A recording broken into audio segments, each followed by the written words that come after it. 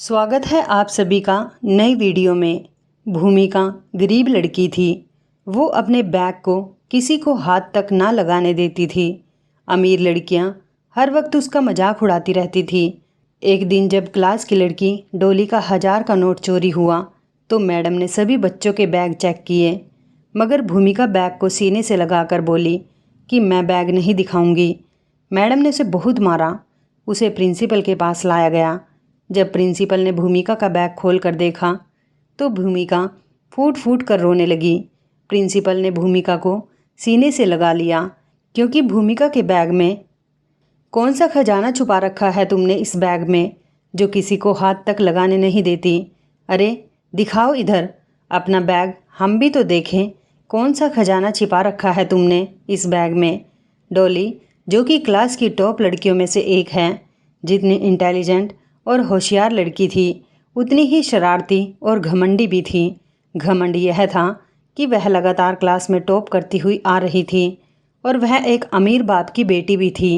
इस स्कूल में दिया जाने वाला फंड जिससे गरीब बच्चों को शिक्षा दी जाती थी वो डोली का बाप ही दिया करता था।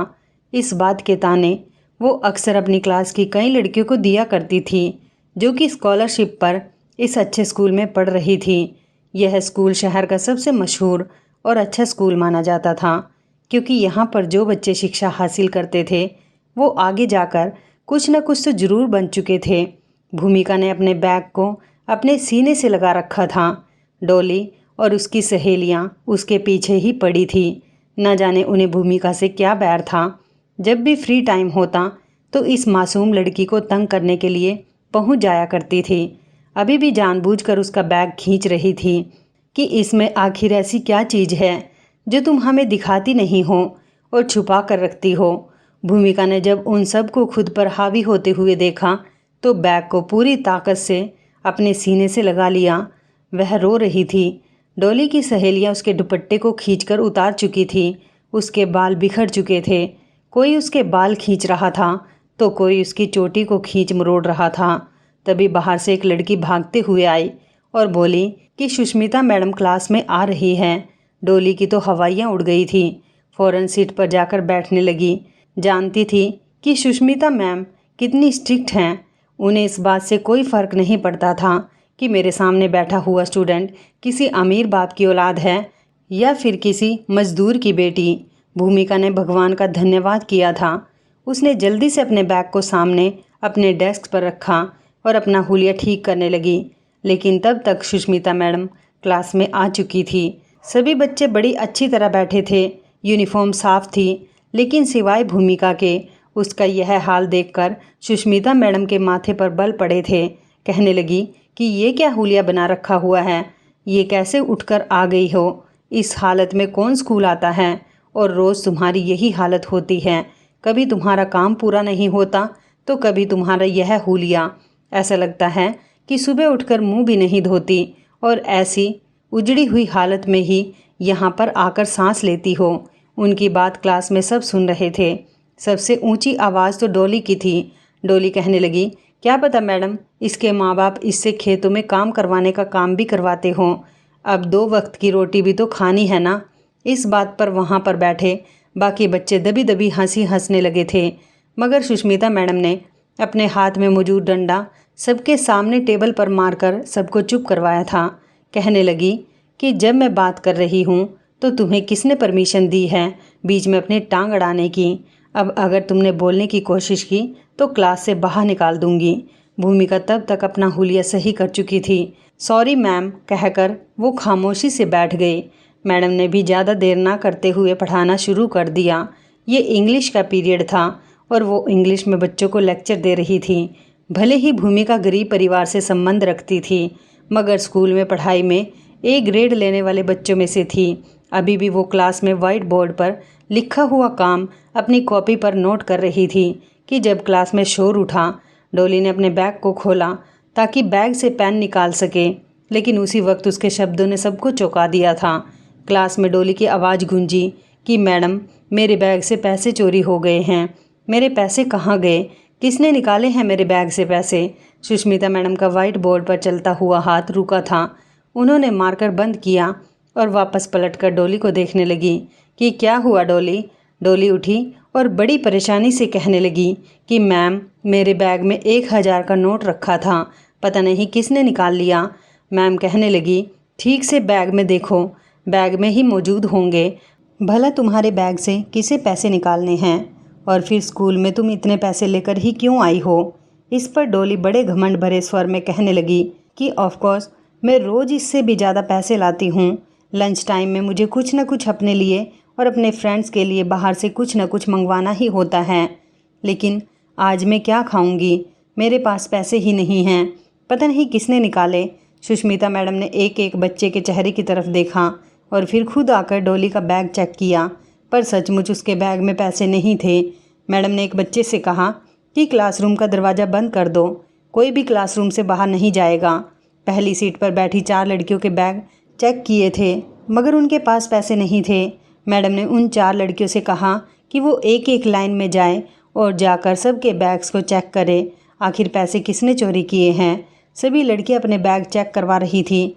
लड़कियों के लाइन से बैग चेक किए जा रहे थे कि तभी क्लास की एक तरफ से लड़कियों के लड़ने की आवाज़ आने लगी। ये लड़ाई सुनकर मैडम ने उस कोने में देखा था जहाँ पर 2 लड़कियाँ खड़ी बैग को छीनने की कोशिश कर रही थी कि हमें दिखाओ। वही डोली के चेहरे पर एक तंजिया मुस्कुराहट थी। दरअसल डोली के पैसे तो गुम हुए नहीं थे, उसने तो जानबूझकर ये सारा खेल खेला था ताकि इस बहाने से भूमिका का बैग चेक होगा और सच्चाई सामने आ जाएगी कि आखिर उसके बैग में ऐसा क्या है जो वो अपने बैग को हाथ तक नहीं लगाने देती। सुष्मिता मैडम ने शोर सुना तो वहाँ पर उनके पास आ गई और कहने लगे कि ये क्या मसला है, शोर क्यों हो रहा है। दोनों लड़कियाँ कहने लगी कि मैडम देखिए ना, आपने कहा है कि हर कोई अपना बैग चेक करवाएगा, मगर ये भूमिका तो अपना बैग चेक नहीं करवा रही। सुष्मिता मैडम ने जब भूमिका को देखा तो सख्ती से कहा कि पूरी क्लास ने अपना बैग चेक करवाया है, तो तुम्हें क्या मसला है, बैग निकालो, सबको दिखाओ। मगर भूमिका ने नहीं में सिर हिला दिया, कहने लगी, नहीं, मैं अपना बैग नहीं चेक करवाऊंगी। सुष्मिता मैडम ने जब सुना तो अगले ही पल सख्ती से कहने लगी कि अच्छा, इसका मतलब तुमने ही पैसे चोरी किए हैं, अब चोरी पकड़ी ना जाए इसलिए तुम अपना बैग चेक नहीं करवा रही। जब ये बात भूमिका ने सुनी तो अगले ही पल वो नहीं में सिर हिलाने लगी, आंखों में आंसू को साफ करके कहने लगी कि नहीं मैडम, मैंने चोरी नहीं की, मैं बता रही हूँ ना, भला मुझे क्या ज़रूरत डोली के पैसे चोरी करने की। मैं तो इसकी डेस्क के पास जाती भी नहीं और ना ही बैग को हाथ लगाती हूँ, प्लीज़ मेरा बैग छोड़ दें। डोली भी वहीं पर आ चुकी थी, कहने लगी कि मुझे इस पर पहले ही शक था, ज़रूर इसी ने ही ये गंदा काम किया है। ये गरीब नीच लड़की, हमारे टुकड़ों पर पलने वाली, इसकी औकात ही नहीं है जो स्कूल में पढ़ सके, और यहाँ पर हम अमीर लोगों के बैग से चोरियाँ भी करती है।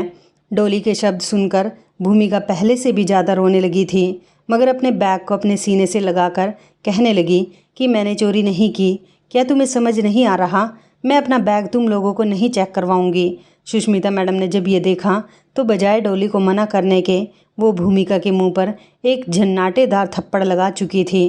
कहने लगी कि एक तो चोरी करती हो, ऊपर से जबान चलाती हो, अपना बैग दिखाओ मुझे, वरना मैं तुम्हारा बहुत बुरा हाल करूँगी। सुष्मिता मैडम बड़े जाहिल अंदाज में बोल रही थी। किसी टीचर को इस तरह बच्चों के साथ बोलना शोभा नहीं देता। जैसा कि उस वक्त सुष्मिता मैडम अपने स्टूडेंट से बात कर रही थी, मगर भूमिका कहने लगी कि कुछ भी हो जाए, मैं अपना बैग किसी भी हाल में आपको नहीं दिखा सकती। शोर की आवाज़ क्लास से बाहर तक जा रही थी। वहाँ पर क्लास में 5 बच्चे ऐसे भी मौजूद थे जो गरीब घर से संबंध रखते थे और स्कॉलरशिप से यहाँ पर पढ़ रहे थे। जब उन्होंने मामले को हाथ से निकलते देखा और भूमिका को मैडम से मार खाते देखा तो उनसे रहा ना गया।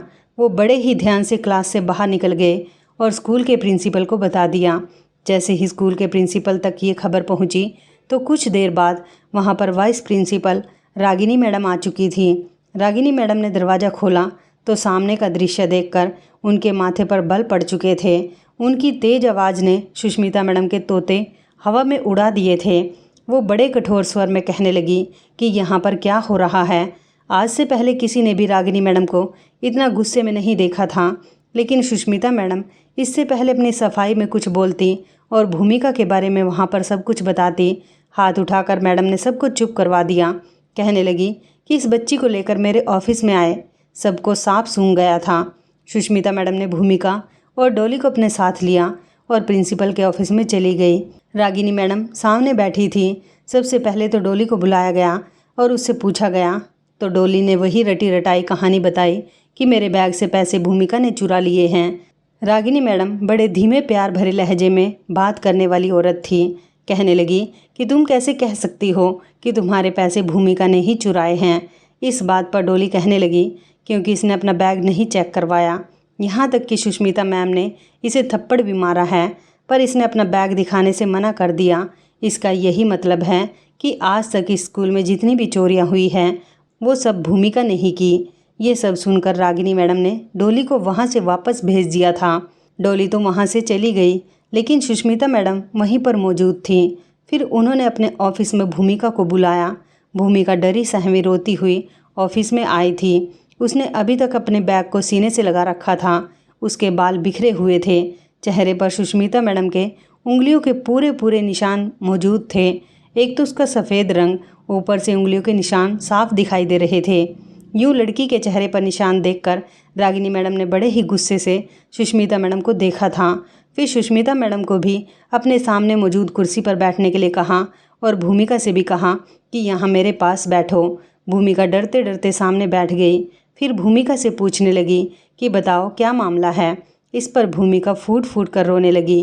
रोते हुए कहने लगी कि डॉली मेरे साथ बहुत बुरा व्यवहार करती है, मुझे गरीब होने के ताने देती है और अपनी सहेलियों के साथ मिलकर हम सभी गरीब लड़कियों का बहुत मजाक उड़ाती है।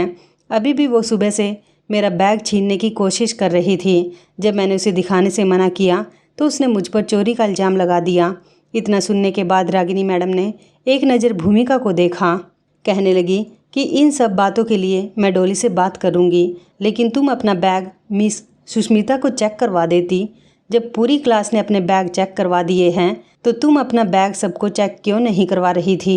अगर तुम अपना बैग चेक करवा देती तो तुम शक के निशाने पर ना आती। जब तुम अपना बैग नहीं चेक करवा रही थी तो सबको यही लगेगा कि तुमने ही चोरी की है बेटा। जब इस तरह की बातें भूमिका ने सुनी तो वो सर झुका चुकी थी। बड़े ही प्यार से रागिनी मैडम उठकर उसके पास आई और कहने लगी कि मुझे अपना बैग दिखाओ। भूमिका ने पहले तो नहीं में सर हिलाया, लेकिन फिर कहने लगी कि आप किसी को बताएंगी तो नहीं। रागिनी मैडम ने बड़े ही प्यार से भूमिका के सिर पर हाथ रखा। कहने लगी कि नहीं, तुम मुझे दिखाओ इस बैग में क्या है। रागिनी मैडम के कहने पर भूमिका ने डरते डरते एक नज़र मिस सुष्मिता पर डाली। फिर वो बैग रागिनी मैडम के हवाले कर दिया। जैसे वो बैग उनके पास आया तो वो खोलकर देखने लगी। जैसे जैसे वो बैग टटोल रही थी उनकी आंखें हैरत से फैलती चली गई। अगले पल उनकी आंखों से मोटे मोटे आंसू बहने शुरू हो चुके थे। रागिनी मैडम रोने लगी थी। बैग को अपने पास रख काफ़ी रोते हुए उन्होंने भूमिका को अपने गले से लगा लिया। मिस सुष्मिता अभी भी हैरानी से खड़ी ये दृश्य देख रही थी। आखिर क्या मामला था भूमिका के बैग में, जिसे देख वो इस कदर रोने लगी थी। जब रागिनी मैडम ने भूमिका का बैग खोलकर देखा तो बैग में किताबों के साथ साथ एक तरफ रोटी के कुछ टुकड़े मौजूद थे। इसी के साथ ही कुछ खाए हुए आधे टूटे हुए पाव थे। साथ ही आधा खाया बर्गर था। भाजी का पैकेट था। एक पैकेट में दाल थी, एक में चावल थे। ये छोटी छोटी चीज़ें बैग में पड़ी थी। ये सब देखकर रागिनी मैडम कहीं न कहीं कुछ न कुछ समझ चुकी थी कि आखिर मामला क्या है। ये सब कुछ देखकर उनसे रहा ना गया तो भूमिका को अपने सीने से लगा लिया। रोते हुए अपने पास बिठाते हुए कहने लगी कि ये सब कुछ क्या है, मुझे पूरी बात बताओ। सुष्मिता मैडम से रहा ना गया। वो उठकर बैग के पास आई और उस बैग को खोलकर देखने लगी। बैग में मौजूद चीज़ें देखकर वो भी हड़बड़ा गई थी। इस बैग में पैसे तो मौजूद नहीं थे, मगर ये खाना मौजूद था। सुष्मिता मैडम को कुछ समझ नहीं आया था कि आखिर असल मामला क्या है। वह हैरत से भूमिका का चेहरा देख रही थी। तभी रागिनी मैडम भूमिका से कहने लगी कि बेटा ये सब कुछ क्या है, क्या तुम ये सबसे छुपा रही थी? भूमिका रोने लगी। रोते हुए कहने लगी कि मैडम मैं नहीं चाहती कि यहाँ पर मेरा मजाक बने। मेरी क्लास के बच्चे मुझे बहुत तंग करते हैं, मेरे बारे में तरह तरह की बातें करते हैं। अगर मेरा बैग उनके सामने खुल जाता तो मेरे इस बैग में इस तरह की चीज़ें देख लेते तो मेरा जीना मुश्किल हो जाता। भूमिका कहने लगी कि मेरे पापा की मृत्यु हो चुकी है। वे प्राइवेट नौकरी करते थे। उनकी एक एक्सीडेंट में डेथ हो गई। जो थोड़ी बहुत जमा पूंजी थी उससे घर का खर्चा चलता रहा, मगर कब तक उससे गुजारा हो सकता था। मेरी माँ दिल की रोगी है, जब तक दवाइयाँ ना खाए तो उनकी तबीयत ठीक नहीं होती। कोई भारी काम कर ही नहीं सकती। लोगों के घरों में जाकर काम करती है तो उनकी तबीयत खराब होने लगती है। थोड़ा बहुत जो काम हो सके वो कर लेती है, वरना वापस घर आ जाती है। ना झुक सकती है, ना कोई भारी चीज़ उठा सकती है। उनकी तो दवाइयाँ भी ख़त्म हो चुकी हैं। मेरे छोटे 4 बहन भाई और हैं, वो तो छोटे हैं, कोई काम कर नहीं सकते। मैं सबको भूखा भी नहीं देख सकती।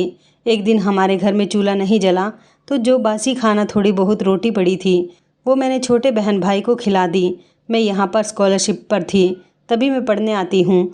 मेरा ये सपना है कि बड़े होकर अपने पैरों पर खड़े होंगी और इतना कमाऊंगी कि मेरी माँ, मेरे छोटे बहन भाई पेट भरकर खाना खा सकें, उन्हें कभी किसी के सामने हाथ ना फैलाना पड़े।